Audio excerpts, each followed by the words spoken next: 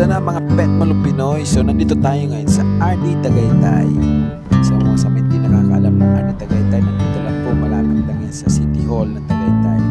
So yan, isa po akong layas ng officer, layas ng layas. Ayan siya, Pilipinas. So tara guys, samahan niyo ako.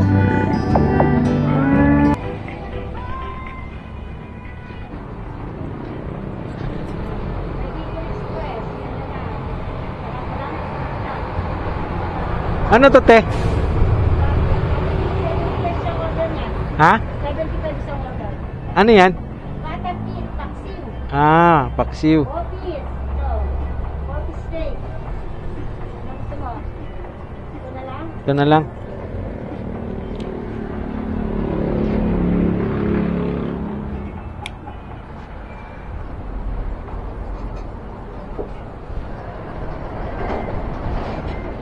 Paksiw na pata. Isang guys lang tayo, guys.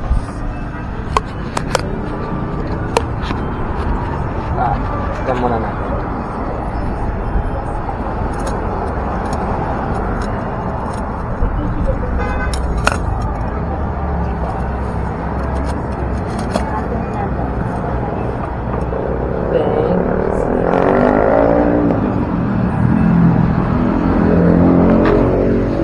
So nandito pa rin tayo sa Tagaytay pa pala to. Tapos pagbaba tapos yung doon Tagaytay. Alright. Napakasarap nito. Ay, sorry.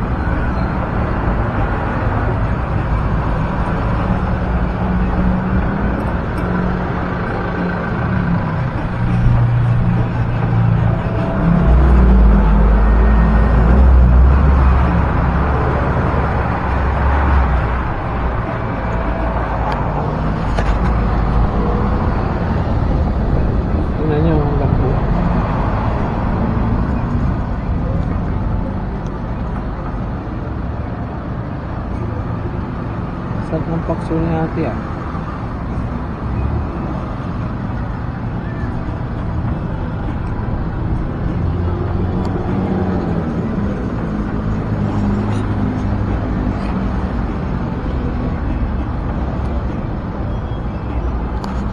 Kasko.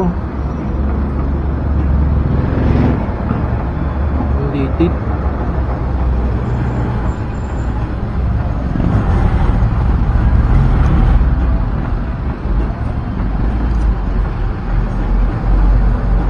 Matagal na rin kasi ako hindi nakakain ng gantong paksiw.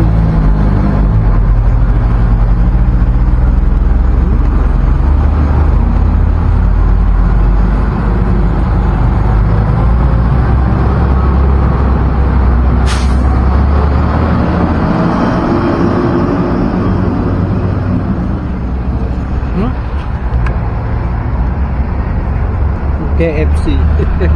Kaya pala masarap.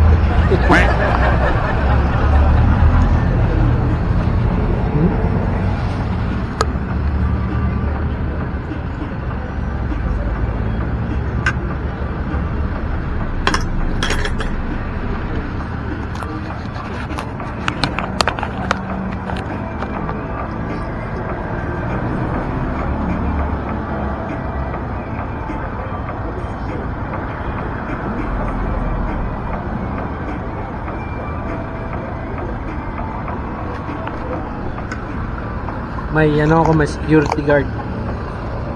Mamaya bibigyan natin ito. Kumusta? Babae ito. Babae nga. Oh.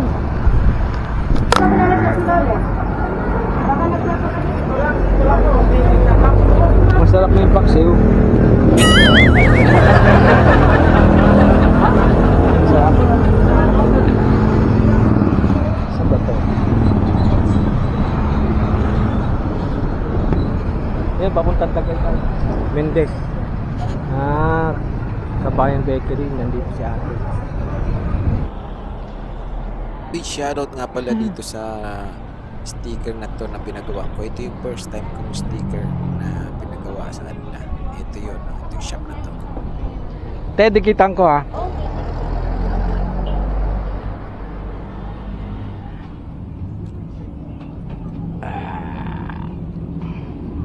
Yan.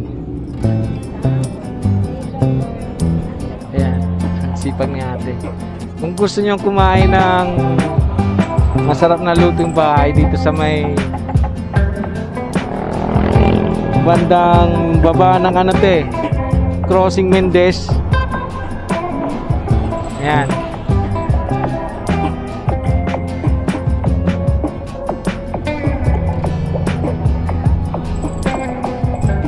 Katabi niya yung ano, Perry Laundry. Alright.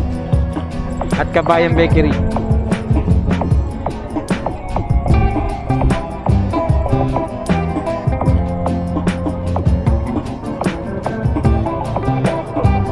Okay bro.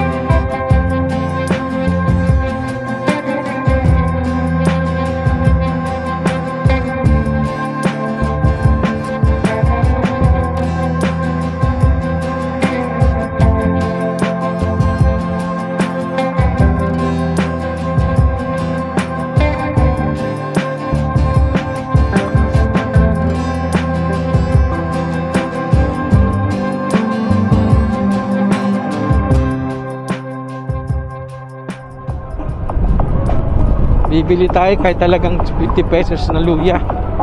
Kasi sa amin, dun sa amin, sa lugar namin, sa barangay namin ilang middleman na dumaan. Dito tayo sa farmer dito. Medyo mura-mura. Kumpara dun sa amin mahal na yung isang piraso ng luya. Dito may nakita akong luya. Samahan nyo ako guys. Ayan o. Dito ako nabili ng dragon fruit kapag season. Kaya labanos. Ay labanos. Ay wala na.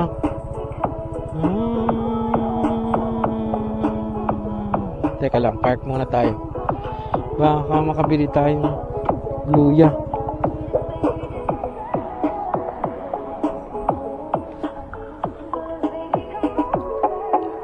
Saglit lang naman luya. Ay. Luya. Luya.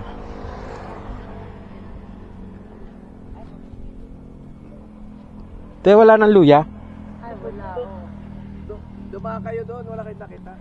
Hindi ko napansin. Doon sa una-unahan? Kuya, kalamay. Bili kang kalamay indang. Luya po eh. Masarap po to. May buko. Ayan o. Nakalamay.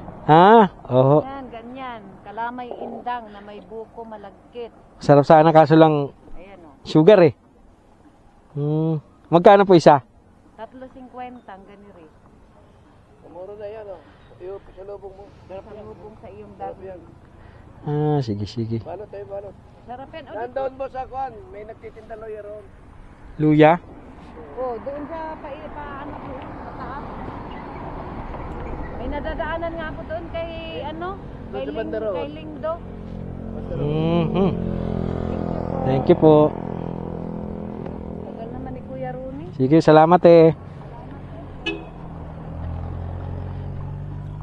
Luya ha. Napunta tayo din eh. Pero masarap to. Para di na tayo naman sa 13.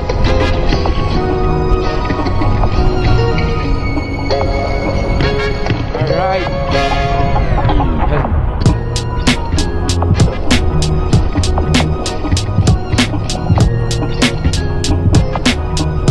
Dito tayo sa bypass na to.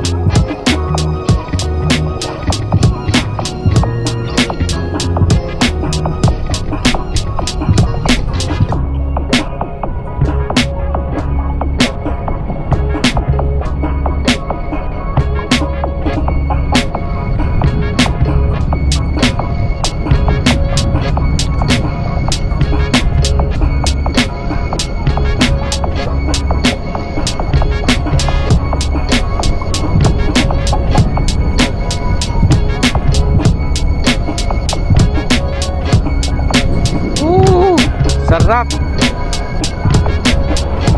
Nagkukulay asul.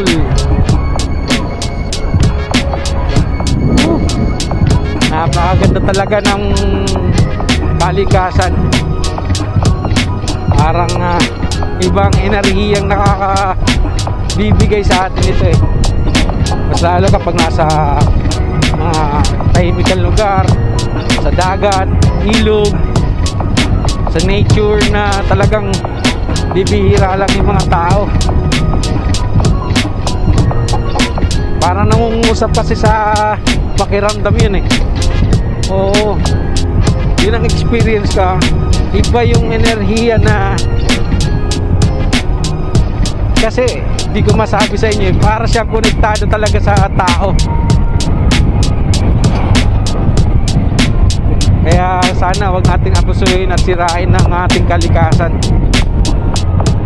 Mga simpleng bagay na pagtapon ng basura sa tamang lalagyan. Yan.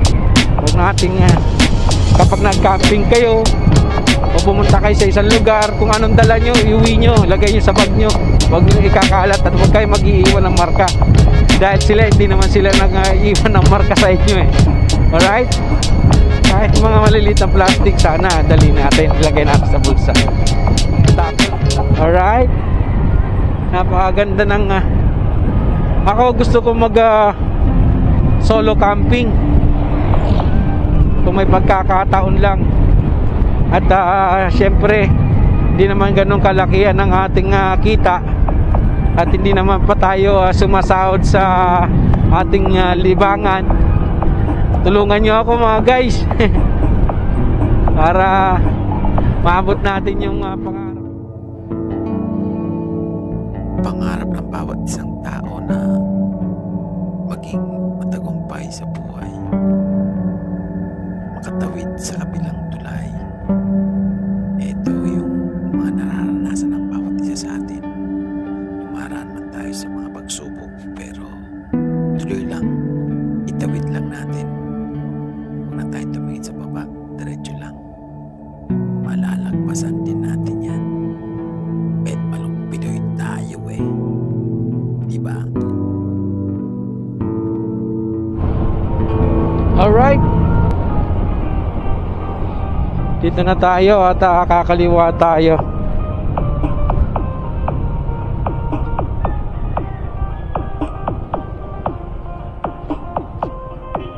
Dito tayo kaliwa.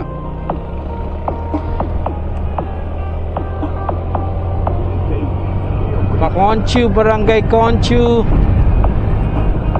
Yan. So guys, sa mga OFW dyan na taga Conchu, Barangay Conchu, yan, dadaanan natin guys.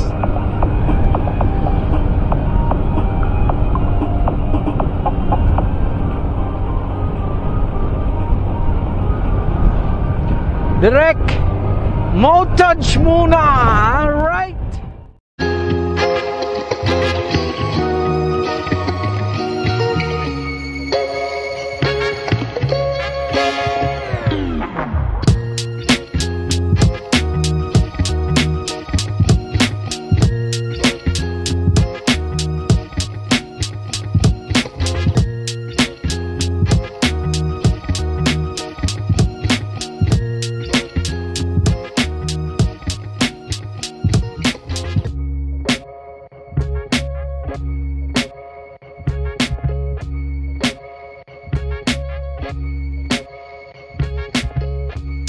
Yan.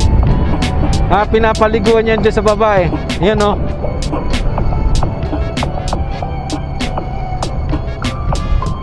Kaso lang saka natin yung pupuntahan. Bababain natin yan. Yung tulay na bakal. Bababain natin yan guys. Bago itong linggong to. Samahan nyo ako ha.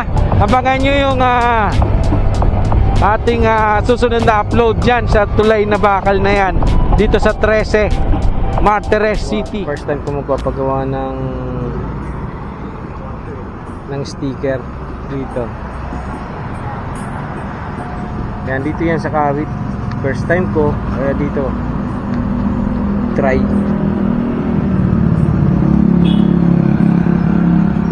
In a history ni Pet Malong Pinoy, first time magagawa ng sticker. Chad Drinks.